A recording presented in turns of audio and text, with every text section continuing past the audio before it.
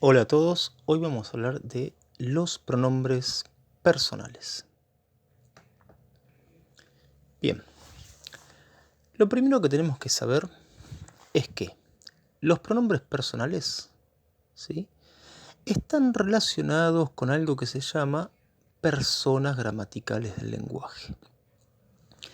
Lo mismo ocurre con los verbos, ¿sí? Los verbos también están relacionados con las personas gramaticales del lenguaje y por eso también se relacionan con los pronombres personales. No nos vamos a meter profundamente en esto, nos basta con saber que en nuestro lenguaje existen la primera, la segunda y la tercera persona gramatical, que a su vez pueden ser singular o plural, lo mismo con la segunda, puede ser singular o plural, lo mismo con la tercera, ¿sí?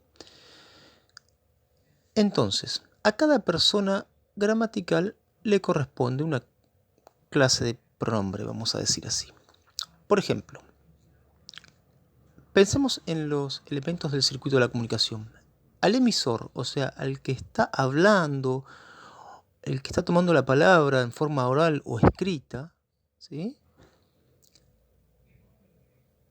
le corresponde el yo. El yo es la primera persona, ¿sí? Y por eso siempre le van a corresponder a estos pronombres de primera persona verbos en primera persona. Por ejemplo, corrí. Yo corrí.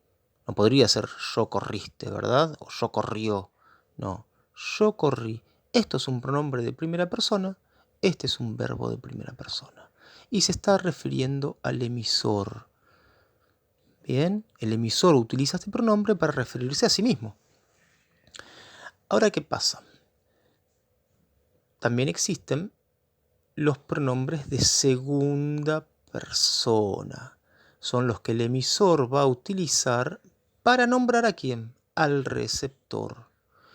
Y va a tener que utilizar verbos de segunda persona cada vez que nombre o que se refiere a alguna acción que hace la segunda persona. Por ejemplo, corriste. Corriste le corresponde al vos, al tú o al usted, ¿verdad? ¿Qué pasa con la segunda persona? Hay tres maneras de nombrar a la segunda persona. En Argentina, en Uruguay y en algunos otros lugares de Latinoamérica se utiliza el vos. Pero en la mayoría de los países de América y en España no utilizan el vos, utilizan el tú. Bien. Eso tiene que ver con la región de donde sos. Significa exactamente lo mismo. Y hay una tercera posibilidad de nombrar a la segunda persona, que es el usted. Esto ya no tiene que ver con la región, sino que tiene que ver con la confianza que tenemos o no tenemos. Cuando no tenemos demasiada confianza con alguien, entonces utilizamos el usted, ¿sí?, que es más formal y que implica cierta distancia con el receptor. Por ejemplo, cuando uno se dirige a alguien que no conoce, a alguien que no tiene demasiada confianza, a alguien que por su puesto de trabajo requiere mayor formalidad, ¿sí? Bien. Vamos a la tercera persona. Tiene que ver con el referente en el circuito de la comunicación.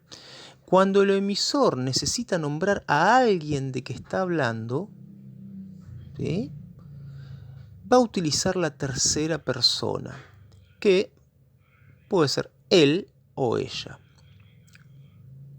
Y le van a corresponder siempre verbos de tercera persona. Por ejemplo, él corrió. No podríamos decir él corriste.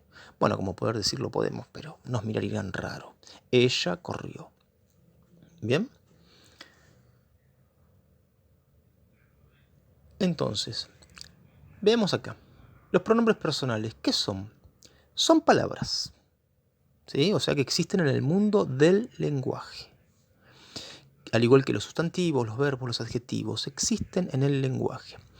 Son palabras que se utilizan en el discurso, no importa si es oral o es escrito, para referirnos a sustantivos sin nombrarlos a partir de su persona gramatical. ¿Qué es lo que explicaba antes? Primera, segunda, tercera.